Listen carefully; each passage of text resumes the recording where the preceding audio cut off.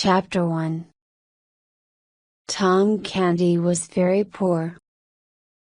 He and his family were paupers. There were a great many paupers in London in the year 1547. Sometimes the father of the family couldn't work, and they were paupers for that reason. But Tom Canty's father didn't want to work. He and his wife and his mother and his 3 children all lived in one room in an old house in the poorest part of London. The children had no beds, they slept on the floor. There were 2 girls, Bet and Nan, and 1 boy, Tom. Candy never did any work. Every day he sent out his 3 children to beg for money in the streets. They had to stand at the side of the road and say, "Please give a penny to a poor child." If they didn't bring money to John Candy in the evening, he beat them and gave them no food. It was a very unhappy life for the children. Father Andrew lived in the same house. He had a little room at the back of the house. He was a very learned man. Tom went to sit with Father Andrew every day, and Father Andrew told him stories about kings and princes. Tom said, "I want to be like a prince. I want to speak nicely, as princes do, and I want to learn Latin, because princes learn Latin." So Father Andrew taught Tom how to speak nicely and how to be like a prince, and he taught him Latin. When Tom was with other boys, he played at being a prince. Sometimes the boys laughed at him and called him Prince Tom, but they liked him. They played by the river and went swimming in the water. Tom could swim very well. The King of England at that time was King Henry VIII. He had one son, Edward. Prince Edward would be king when his father died. King Henry VIII lived in Westminster Palace in London. Father Andrew said to Tom, "You should go to Westminster Palace and see a real prince. Prince Edward is the king's son. He lives there, and perhaps one day you would see him." Chapter 2. So, Tom went to the gate of the palace and looked through it. There were 2 soldiers standing there, one on each side of the gate. They wouldn't let Tom come close. He saw a great many fine gentlemen and ladies coming and going inside, but he did not see the prince. He went to the gate day after day. Then one day he saw a boy coming out of the door of the palace. The boy came quite near to the gate. Tom ran to the gate so as to see him better. "I want to see the prince," he cried. One of the soldiers said, "Keep back." And he hit Tom. He hit him so hard that Tom fell down on the ground. The prince saw this, and he was angry. "Why did you hit the poor boy?" he said. "Open the gate, and bring him in." "He's only a poor beggar boy," said the soldier. "The king, my father, is king of all the people, rich and poor," said Prince Edward. "Bring the boy in." So the soldier opened the gate and brought Tom in. "Come with me," said the prince. "Tell me who you are and why you want to see me so much. You have come to the gate day after day. I've seen you from my window." Then the prince led Tom to a room inside the palace. He called a servant. "Bring food," he said. So the servant brought food and put it on the table. Tom had never eaten such nice food before. "Now," said the prince, "tell me about yourself. What's your name? Where do you live?" "I live with my father and mother and grandmother and my 2 sisters in a room in Pudding Lane." "In one room?" said the prince. "Do you all live in one room?" "Oh, yes," said Tom. "There are hundreds of rooms in this palace." "Why do you all live in one room?" "We're very poor," said Tom. "My father sends me out to beg for money. If I don't bring back enough money, he beats me." "Your father beats you?" cried the prince. "I shall send my soldiers to beat him." "No, no," said Tom, "that would make my mother and my sisters unhappy." "I have 3 sisters," said the prince. "Lady Elizabeth and Lady Jane and Lady Mary. Lady Elizabeth is very wise, Lady Jane reads books and is very kind. But I don't like Lady Mary, she never laughs or plays with me." "Do you play with other boys?" "Yes, of course I do." "I don't." "What do you play?" "I play with a ball, and I play by the river and I swim. And sometimes I play at being a prince." "I would like to play at being a poor boy like you, and play by the river, and swim." "Let's change clothes. Just for a little time you shall be the prince and I'll be the poor beggar boy. Come." The prince began to take off his fine clothes, and Tom took off his old clothes and put on the clothes of the prince.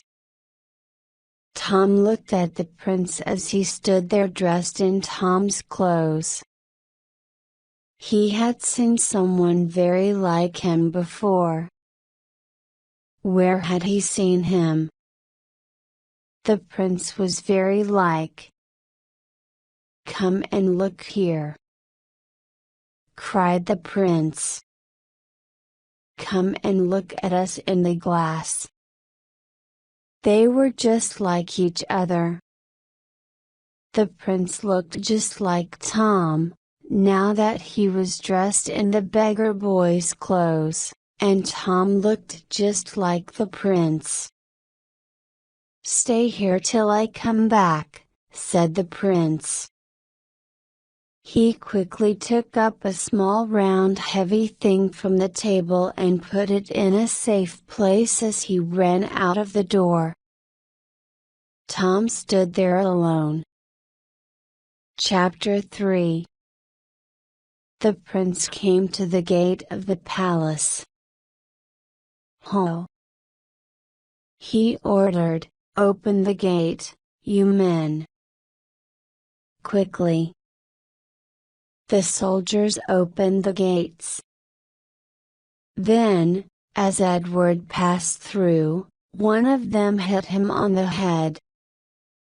"That's not the way to speak to one of the king's soldiers." The people standing outside the gate laughed as Edward fell on the ground. He got up, and looked at the soldier. "I am the prince. You shall be killed for that." "And you fools," you laughed. The people laughed again, more than before. Then one of them said, "Bow to the prince." "Hats off to our prince." "Make way for the prince." And they laughed as he passed through them. "He's mad," said one of the soldiers. "Quite mad," said the other. Edward went along the street. The people didn't follow him, they were afraid of mad people.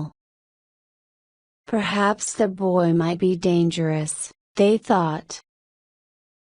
He walked on and on. He did not know where he was. Prince Edward did not often go out into the streets of London. He was not wearing shoes. Tom Canny didn't have shoes, but his feet were hard. Prince Edward's feet were soon cut by the stones and covered with blood. He was very tired and he needed food. "Oh, where can I find rest and food?" he cried. "Where can I find someone who will lead me back to the palace?" A fine gentleman passed by on a horse and Edward called out to him, "Sir, I am the prince. I ask you to take me back to the palace." But the gentleman did not hear what he said. He thought that he was only a beggar boy asking for money, and he rode on. At last Edward came to a big building that he knew. "Ah!" he cried. "That's Christ's hospital.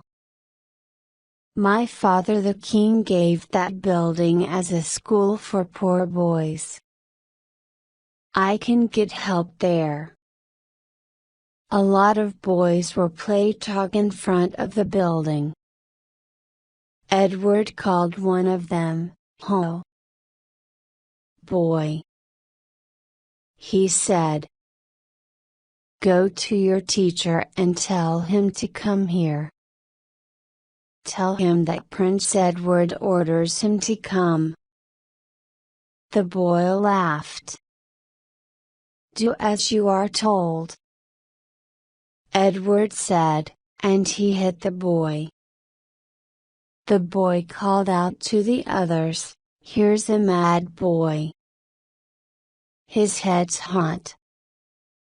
Let's throw him into the water." 3 or 4 of them took Edward and threw him into some dirty water and laughed as he climbed out on the other side. Night was coming on. "It's late," thought Edward. "I must find some place where I can sleep tonight. Then I'll go back to the palace tomorrow. I must go to Tom's house and sleep there. Pudding Lane. That's where he lives." He went on and on. The sky was red with evening and lights began to shine in the windows of the houses. Then a heavy hand came out of the darkness and took Edward by the arm. "What are you doing out so late at night, Dot?" "Hey, Dot. Tom Canty, can't you answer your father? What money have you got for me? Oh! Cried Edward. Are you his father? His father? I'm your father. No. No. Cried Edward. I'm the prince.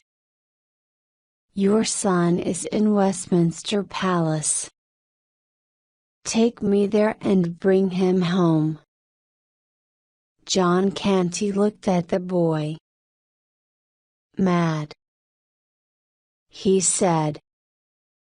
Quite mad. He took the prince's arm and pulled him along. He was a very strong man.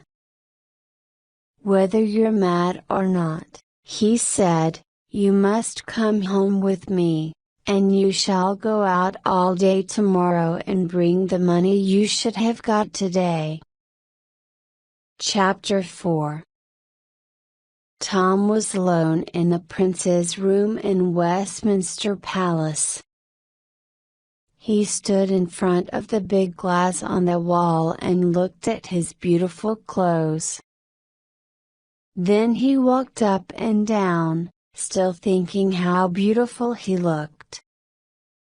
He put his hand on the sword at his side and drew it out. He played at fighting some unseen person with it.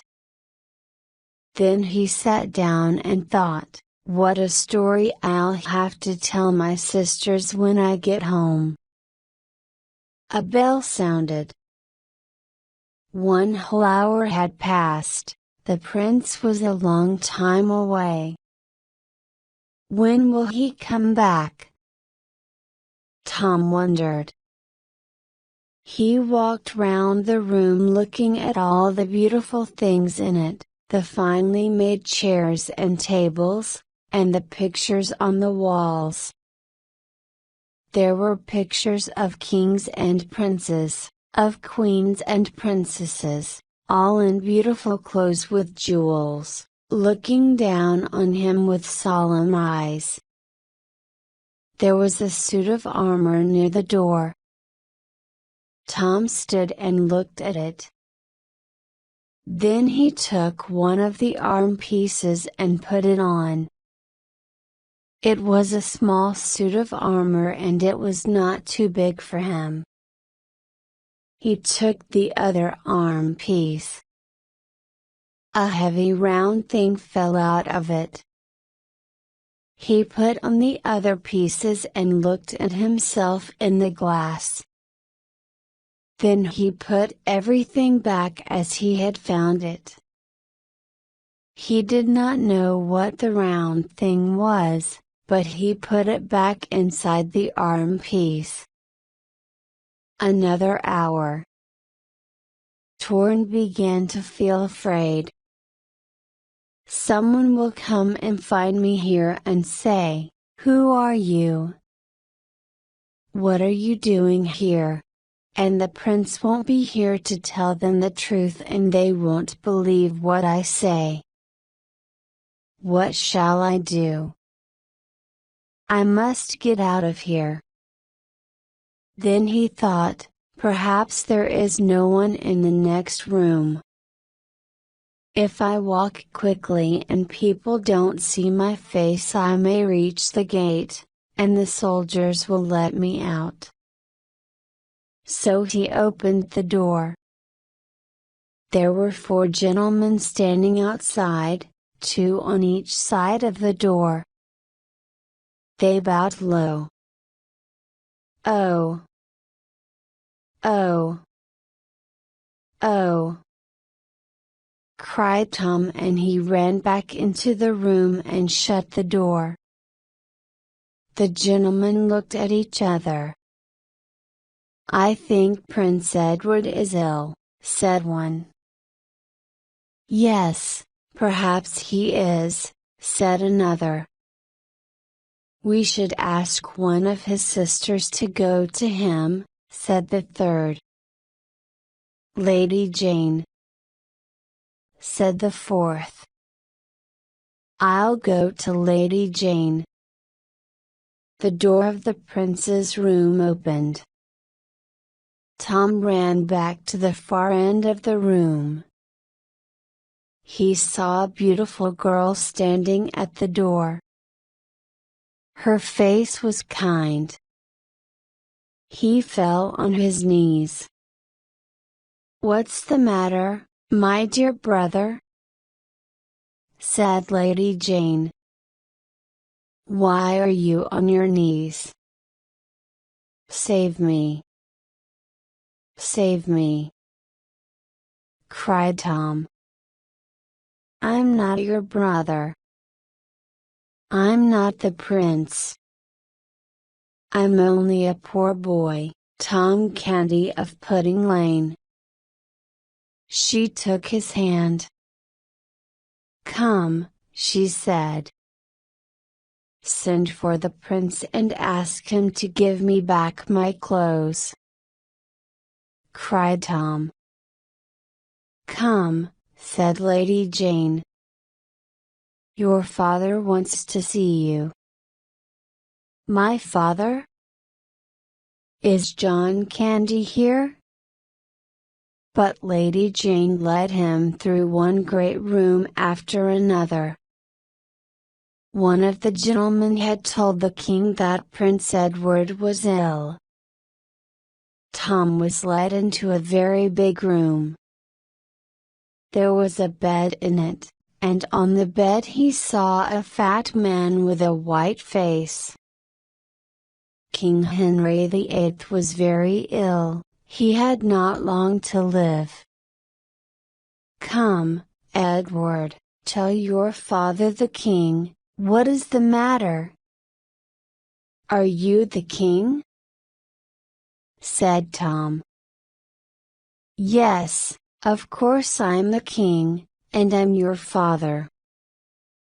"What are you afraid of?" "Sir, I am not your son. I'm not the prince. I'm poor Tom." The king looked at him angrily. "Stop this foolishness. You are the prince, and if you say that you are not the prince, I shall be very angry. And do you know what I do to people when I am angry?" "Do you?" "Yes, sir," said Tom. "Now go. Let me hear no more of this foolish talk. You've been reading too many books and they have turned your head. Lord Hertford, go with the prince. He must rest before going to the city banquet tonight. Many great men will be there to meet the prince who will be king when I'm dead. Then come back." Tom was led away to the prince's room. After a short time Lord Hertford came back to King Henry. "My lord," said the king, "I know that I have not long to live, but the work must be carried on. Orders must be given and laws must be made even when I am too ill to write my name or put my seal on them to make them a law. You must hold the Great Seal and use it for me." "Yes, your Majesty." "It shall be as you say," said Lord Hertford. "Will you order that the Great Seal should be put in my hands?" "You gave it to Prince Edward 2 days ago." "Yes, I did." "Go and ask the prince to give it to you." Lord Hertford went away and soon came back. "Your Majesty," he said, "the prince doesn't know where it is." He doesn't know where it is? Did he say that? Yes, Your Majesty. He can't remember what he did with it. No, Your Majesty. He's ill. That's the reason. That's why he can't think. Yes, Your Majesty. Let it wait, said the king. He'll remember later, when he is well. Chapter 5. There were long steps going down from the Palace of Westminster to the river. The royal barge was a big boat in which the king traveled on the river. On each side of the steps soldiers stood waiting for their prince to come out. The great doors at the top of the steps opened. An order was given and the soldiers stood up very straight. Lord Hertford and other great gentlemen came out and stood on each side. Then they all bowed low as Tom was seen in the doorway. He was dressed in white. He stood there looking down at the river where in happier days he had played and gone swimming, but now he must be a prince. The king Lord ordered it. He walked slowly down the steps and got into the royal barge. The royal barge moved out from the side. It moved down the river to the Guildhall, a hall in the city where the banquet was to be. In the Guildhall all the great and rich men of London sat waiting for their prince to come. Chapter 6. John Canty was pulling Edward along to his home in Pudding Lane. People followed laughing at the boy and his father. "That's right!" cried an old woman. "Teach the boy to do as he is told." As they came near the house an old man stepped out. "Let him go!" he cried. "Let the boy go free!" John Canty hit the old man on the head. He fell and lay there. The people passed over him as they followed John. The old man still lay there, he was dead. John Canty threw open the door of his room. "There," he said to his wife. "There's your son. He hasn't brought home one penny. And he's mad." Tom's mother ran to Edward. "Oh, my boy. My poor boy." The grandmother laughed. "Your poor boy. Poor useless boy. It's we who are poor. If you bring home no money, you get no food," said John Canty, throwing Edward down on the floor. There was a voice outside the door. "John Canty. Quick. Open the door." "What's the matter?" said Canty. "I'm your friend Ned. You hit an old man in the street, didn't you?" "Yes," said Canty. "He tried to take my son away. It was Father Andrew, and he's dead." "You killed him. You had better get out of here quickly." "Dead," said John. Then he turned to his wife and mother. This is bad. A lot of people saw me hit the old man. They'll tell the judge and I'll be put to death. We must go. Take the girls and meet me at London Bridge. I'll go by another road with the boy. Candy took Edward by the arm and led him through little streets and dark ways until they came near the river. Then he saw a crowd of people standing and looking out over the river. Some were sitting at tables and drinking. On the banks of the river he saw fires and colored lights. "What's all this?" Candy asked a man. "What are you all waiting for?" "We're waiting to see Prince Edward in the royal barge. He's going to a banquet at the Guildhall. Here, take this, drink it and shout, 'God save Prince Edward!' Apostrophe." Candy put out his hands to take the large pot of drink. So he let go of Edward's arm. Edward quickly ran away between the men's legs. Candy looked down. "Where's the boy? Catch him." But Edward was lost in the darkness, to the Guildhall. He told himself as he ran along the riverside.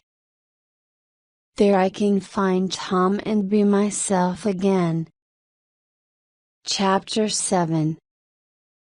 All the richest and greatest men of the city of London sat at the long tables in the Guildhall.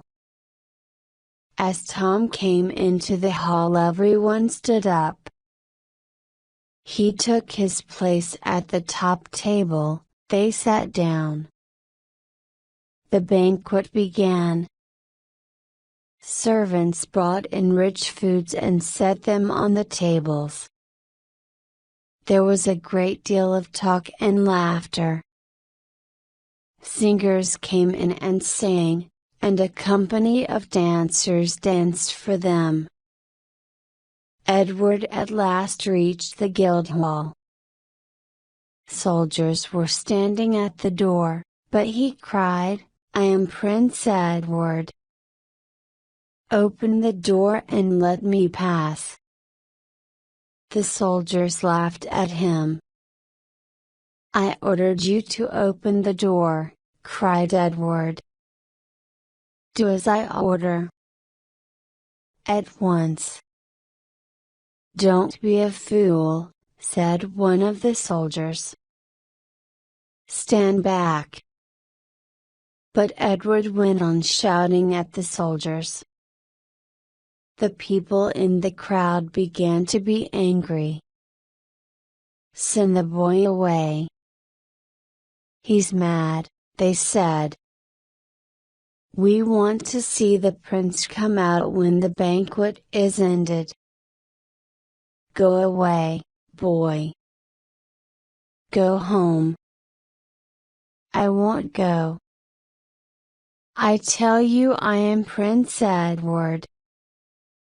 I have no friends and no one to help me, but what I say is true."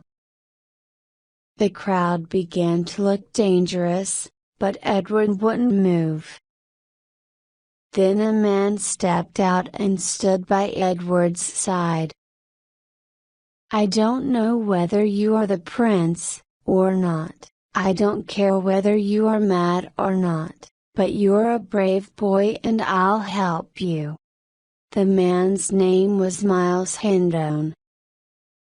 He had just come back from the war and was on his way to his house in the country. The crowd moved nearer. In those days a London crowd could be very dangerous. "Stand back!" cried Miles. The people were now very angry. Miles had to draw his sword. He hit a man with the side of it. "Kill them!" cried a voice from the back of the crowd. Stones were thrown. A stone hit Edward and he fell. Miles stood over him and fought to keep him safe from the feet of the angry crowd. But there seemed to be little hope. They were so many, and Miles was only one. Miles laughed as he fought. "Who would have thought that I would live through 7 years of war in France and then be killed by a crowd in London?" There was the sound of horsemen, and a voice cried, "Way! Way for the King's First Lord!" The horsemen drove the crowd away and their leader went into the Guildhall. Lord Hertford walked up the hall to the place where Tom sat. Then he went down on his knees. "Sir, your father the king is dead." Then he stood up and cried out to the people, "King Henry is dead. Long live King Edward," and all the people in the hall shouted, "Long live our king." Miles didn't wait, he quickly led Edward away in the darkness. Chapter 8. As soon as they were safely away from the crowd, Miles began to lead Edward to his inn near the river. As they passed through the streets, they heard the sound of shouting behind them. People came running past them. Then the words of the shouting were heard, "King Henry is dead. Long live King Edward." Edward stopped. "What's the matter?" asked Miles. "So I am now the king." "Prince or king," said Miles, "it's all the same to me. You're a brave boy and I'll take care of you. Come along to my room near London Bridge and we'll get some food. After that fighting I need a good meal." Miles had a room in an inn near the bridge. As they came near to the inn, Edward heard a voice that he knew too well. "So you have come at last," said John Canty. "I'll give you a good beating for keeping me waiting so long." He put out a hand to take Edward's arm. Miles Hendon put Edward behind him and stood face to face with Canty. "Who are you?" he said, "and what is this boy to you?" "He's my son." "That's not true!" cried Edward. "Do you want to go to this man?" said Miles. "No. No. No!" cried Edward. "He isn't my father. I'll die before I go to him."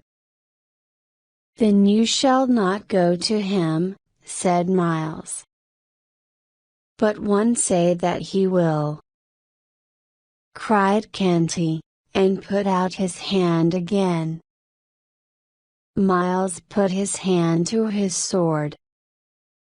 "If you come any nearer I shall put the sword through your body. Now go. Let me see no more of you. Go." Canty moved away and was lost in the crowd.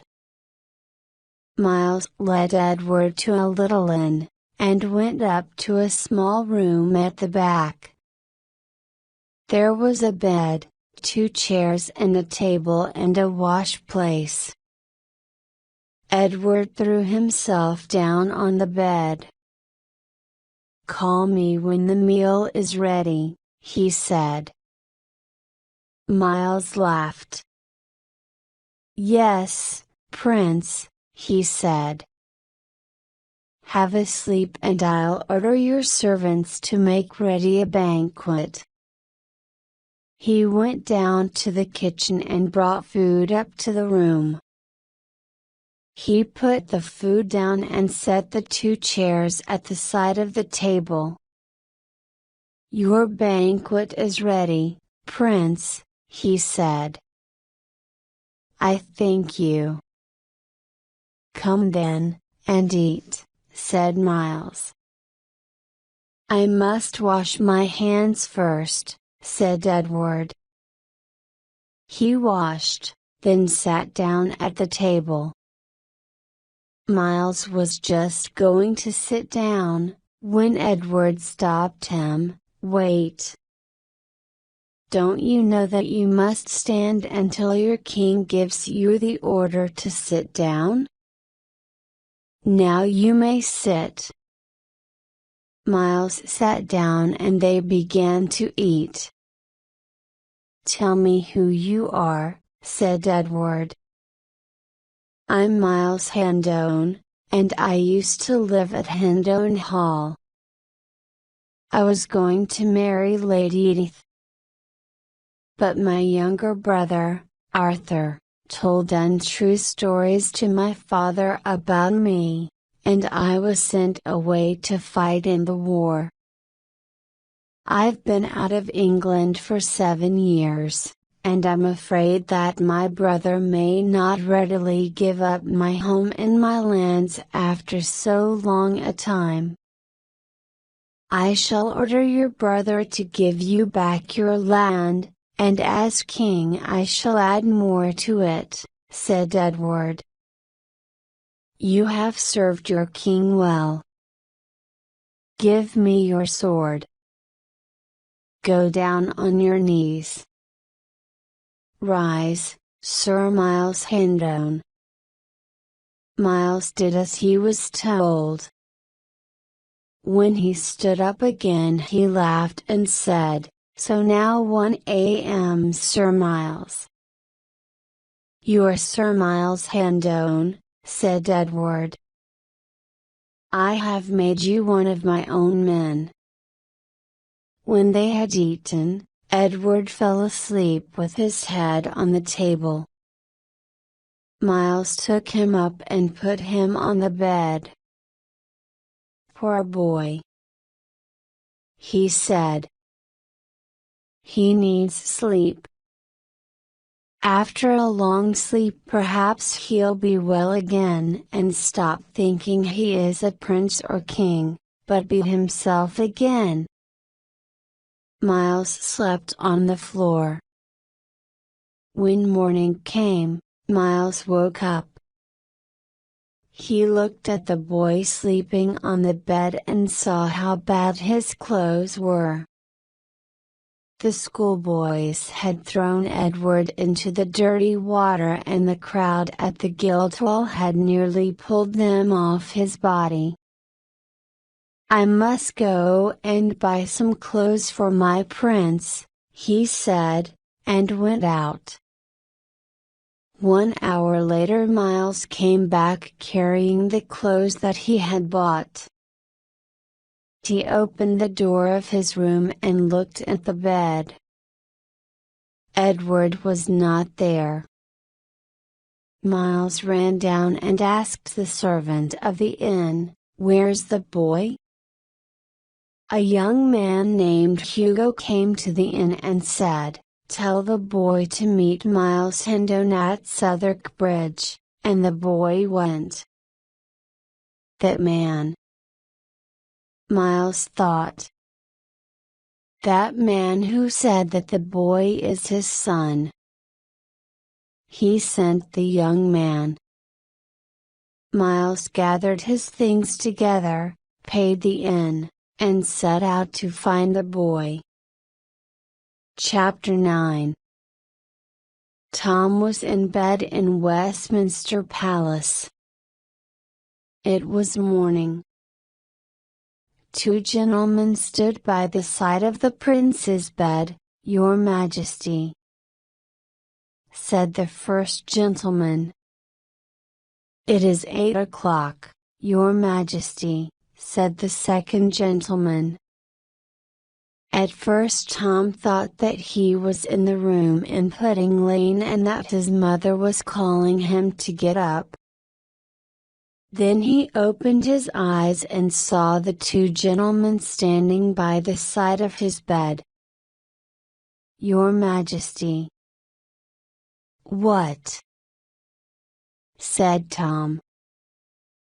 "Does Your Majesty wish to rise?"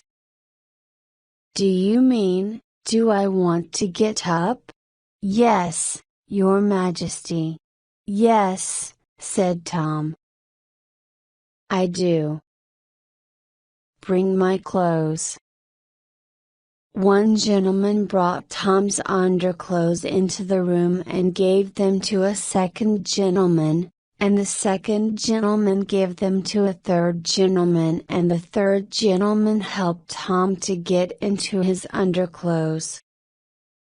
Then the first gentleman brought his shirt and gave it to the second gentleman, and the second gentleman gave it to the third gentleman, and the third gentleman put the shirt on Tom. And this was done with each thing. Tom went into another room to have his breakfast. One servant brought the food into the room and gave it to a second servant, and the second servant gave it to a third servant, and the third servant put it on the table. A fourth servant and a fifth servant just stood behind Tom's chair and did nothing. After breakfast a gentleman came and said, "Lord Hertford wishes to speak with the king." Then Lord Hertford asked if His Majesty was ready to go to the council chamber, a big room where meetings were held. Tom sat in a high chair covered with gold at the end of the room. Men came and bowed, and kissed his hand and read from long pieces of paper. This went on for hour after hour. When will this end? He thought.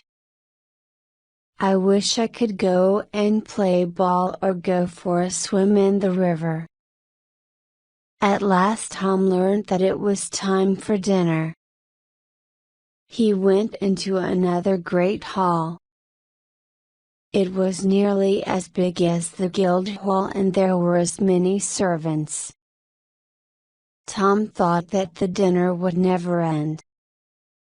After this, he thought, I can go and play or swim. But after dinner he had to go and write Edward on one paper after another. He didn't know what was written in the papers and he didn't care. He saw how the real Edward had written his name and he made his writing just the same. In the evening there was another great dinner. When at last Tom went to bed he said to himself, the clothes are beautiful and it's a beautiful house, and the food is nice, but I don't like being king. I wish I could go back to Pudding Lane and play with the other boys and swim in the river. Chapter 10. Edward looked at the young man. He didn't like him. He was dirty and his eyes looked from side to side, never straight at Edward. Who sent you? Miles Hendon. What is your name? My name is Hugo. What did Sir Miles say? he said. "Tell the boy to come to me, tell." Edward was surprised and rather angry. "I am his king. He is wounded. He asks you to come and help him." "Ah," said Edward. "Then I'll go. He is my true servant and I will help him." The young man led Edward out into the country. They went on, and on, and on. "Where is Sir Miles?" said Edward. "Not far from here," said the young man. "He's there in that wood." They went into the wood. There was a hut in the wood, hidden among the trees. Hugo opened the door and Edward went in. "So you have come at last," said John Canty. "You have come to help your dear father who is hiding here because he killed a foolish old man." "Where is Sir Miles?" said Edward. "Take me to him." "I don't know where your friend is, but you seem to love him so much that I told Hugo to use his name. Now you'll go out with Hugo and get money and food for your dear father. You know how to beg, and Hugo will see that you don't run away." Hugo led Edward out into the road on the other side of the wood. "Stand here," he said. "I'm your brother and I'm very ill. Soon someone will come along the road. I'll cry out in pain and you'll go to him, and say, 'My poor brother. He's ill and we haven't had any food. Help us.' There's someone coming." Hugo threw himself down at the side of the road and began to cry out, "Ah! Ah! Ah! I'm dying. Water! Help!" The man came to him. "Poor boy," he said. "Let me help you." "Kind sir," said Hugo, "give my brother a penny to go and buy food." "But you're ill. I can't leave you here in such pain. Your brother will help me to take you to a house." He turned to Edward. "Come, boy, help me to carry your brother to a house where he can be cared for." "I'm the king," said Edward. "That isn't my brother, he's a beggar and a thief. And he isn't ill." The man looked at Hugo. "Ha!" he said, "another of those beggars. You shall come with me to the judge, and he'll have you beaten or put to death." Hugo jumped up and ran away among the trees and the man couldn't follow him. Edward went on along the road, very glad to be safely away from Hugo. "Now," he said, "I shall never see him or John Candy again." But just then Hugo jumped out on him from the trees at the side of the road. "So you wanted to have me put to death?" said Hugo. "Don't you know that beggars and thieves are put to death? I'll remember this and teach you a lesson." As Hugo walked along by Edward's side, he was thinking just what he could do to teach Edward a lesson. They came to a town. There were a great many people in the street buying and selling. A woman passed by, carrying a basket. In the basket there was a fine fat hen ready for cooking. Hugo took up a heavy stone from the ground, then he walked along behind the woman. He put the stone in her basket and took out the hen. Then he ran quickly and put the hen in Edward's arms. He shouted, "Thief! Thief!" and went off along the street. The woman turned. She saw Edward holding her fat hen. "There's the thief!" she cried. "Constable! Call the constable!" An angry crowd gathered round Edward. "We won't wait for the constable," said a big man. "There are too many thieves in this place. Let's put an end to him ourselves." Edward heard the sound of a horse. He looked up and saw Miles Hendon making his way through the crowd. "Sir Miles!" he cried. "Sir Miles! Help me!" Miles made his way through the crowd. "So I've found you at last," he said. "Now what's the matter?" "That woman says that I stole her hen. He took it out of my basket, and there it is." "Ah," said Miles, "that's a nice fat bird, just what I ordered you to get for me. But you should have asked the woman if she would sell it." Miles took the woman's arm and led her to one side. "My servant is rather foolish," he said. "He's a mad boy who thinks that he's the king, so you won't be unkind to him, will you?" "I am sure he put the money in your basket," said Miles. "Let me look in it."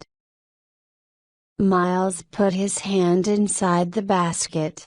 He had money ready in his hand. "Yes. Here it is. 50 pence. You mustn't say that a boy is a thief until you are sure." "Here," said the woman, "take the hen." "I don't want the money." But Miles put the money in her basket. "Come, boy," he said, and took Edward up onto his horse, and rode away. "How did you find me?" asked Edward. "I met a man in an inn. He told me about two beggars. One of them said, 'I am the king and that isn't my brother.' So I knew that one of them was you." "Where are we going now?" "To Hendon Hall," said Miles. "You may take me with you, but after that I must go quickly to be crowned in Westminster." Chapter 11. Miles and Edward spent the night in an inn and went on next day. In the afternoon they went up a high hill and Miles stopped. He pointed to a big house among the trees. "There," he said, "that's my home." Have you ever seen such a big house? There are 50 rooms in it and we had 20 servants. Think of that, boy, 20 servants. They rode down the hill. See, here's the church where we went on Sundays. There's the inn. Nothing is changed. They passed through a big gate. This is Hendon Hall, said Miles. How glad I am to be back again. How happy they will all be to see me. Miles jumped down from the horse and helped Edward to get down. Then he ran into the house. A young man was sitting at a table. Arthur! Miles cried. Say that you are glad to see me again. Where's my father? The young man looked up. Who are you? He said. I'm Miles Hendon, and you are my brother Arthur.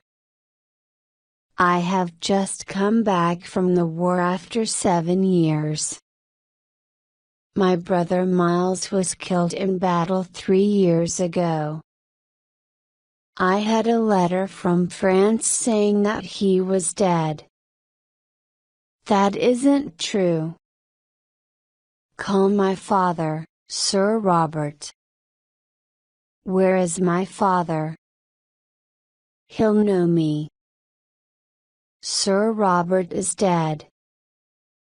Call the servants, those who were here 7 years ago. They'll know me. They are all new. None of those servants are here now. You sent them all away. I see it. You made ready for my homecoming. No one must know me. No one must say, that's Miles Hendon. But Lady Edith will remember me. Lady Edith knows that Miles Hendon is dead, said Arthur. She saw the letter, and she will soon become my wife. You wrote the letter. You told her that I was dead. Miles ran across the room at his brother. You have stolen my home. You have stolen my land, and now you want to steal Lady Edith, who was to be my wife. He threw Arthur to the floor. Help! Help! Help! Shouted Arthur. The servants heard his cries and ran into the room. They carried Miles and Edward away to the prison. Chapter 12. Miles and Edward were in prison. How long do you think we shall be here? Asked Edward. We shall be kept here in prison until the judge comes. Then he will hear what Arthur has to say and he will give judgment. What judgment? Said Edward. Perhaps he will think that you and I are both mad and will order us to be beaten and sent away.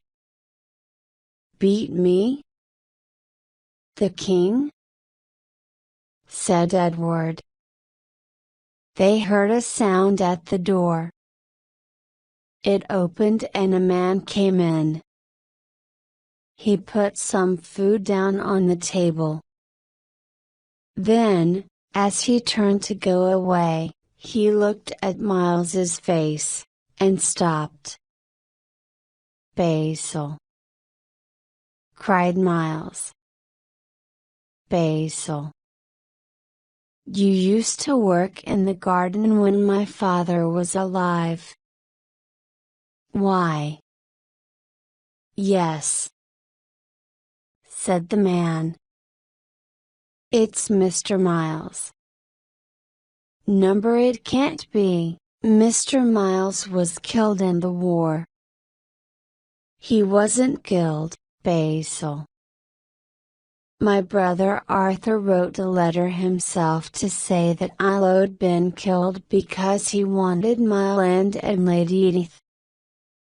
Now I have come home. Mr. Miles, I'm glad to see you again. Your brother Arthur is a bad man. He sent all the old servants away.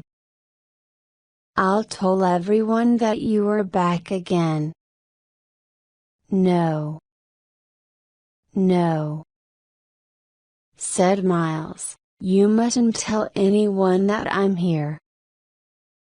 If my brother thinks that anyone knows me, he'll send men to kill me when I get out of prison. Yes, said Basil. He would do that. When I'm set free from here, said Miles, one shall go to London, where I have friends.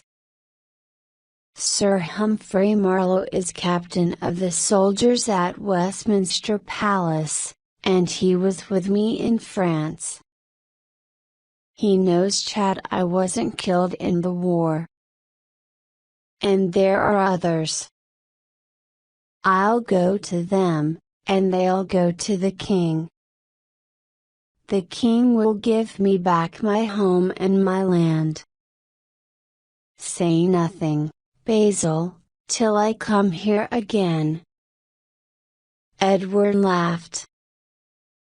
The king, he said. Ask him who is king now. King Henry is dead, said Basil.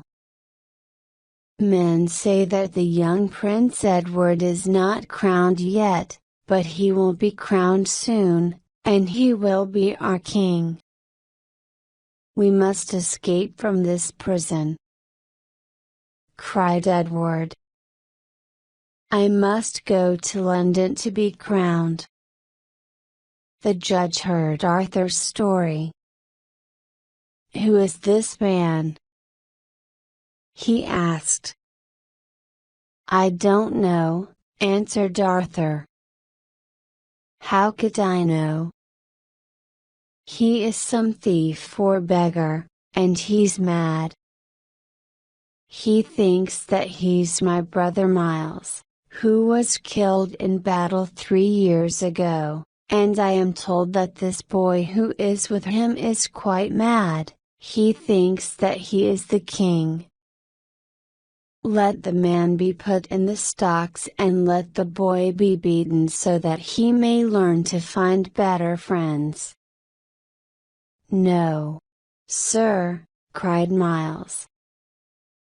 The boy is very young and he isn't strong, he's ill. Let me have the beating. It shall be as you ask, said the judge. So Miles was beaten, and then put in the stocks.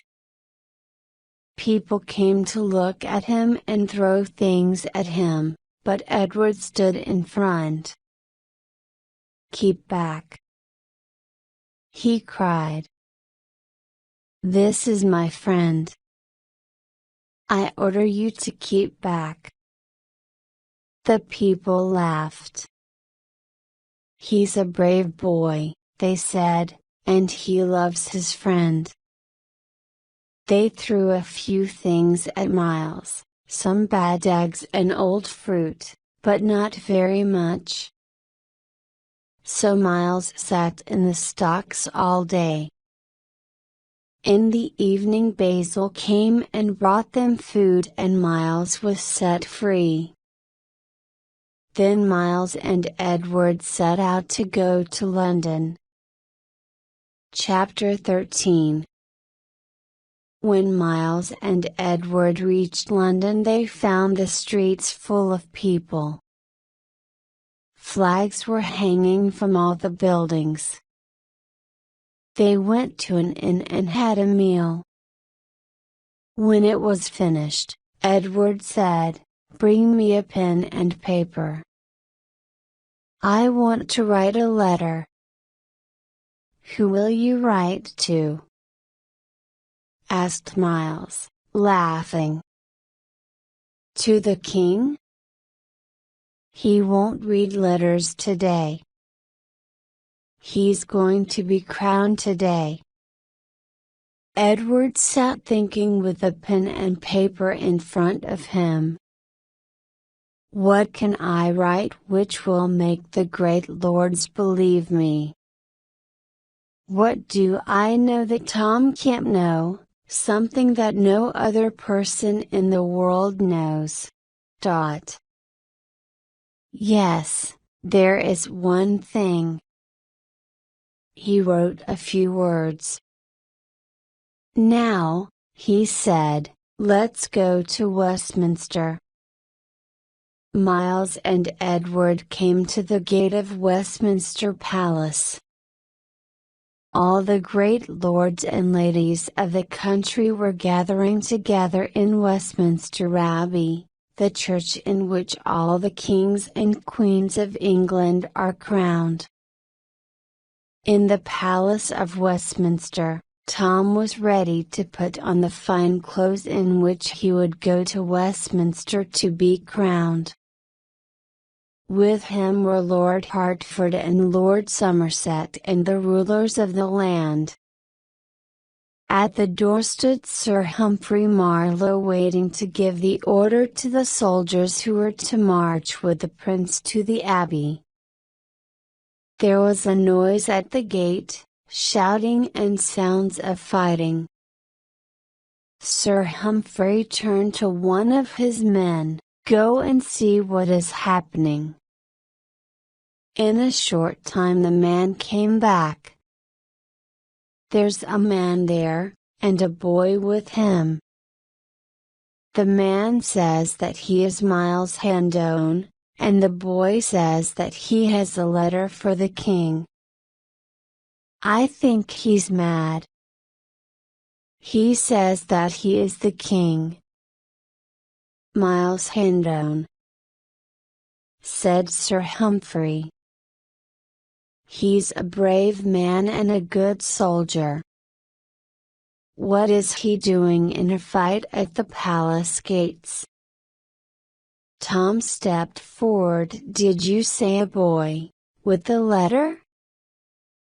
"Yes, Your Majesty." "Bring them here." "But, Your Majesty," said Sir Humphrey, "I order it."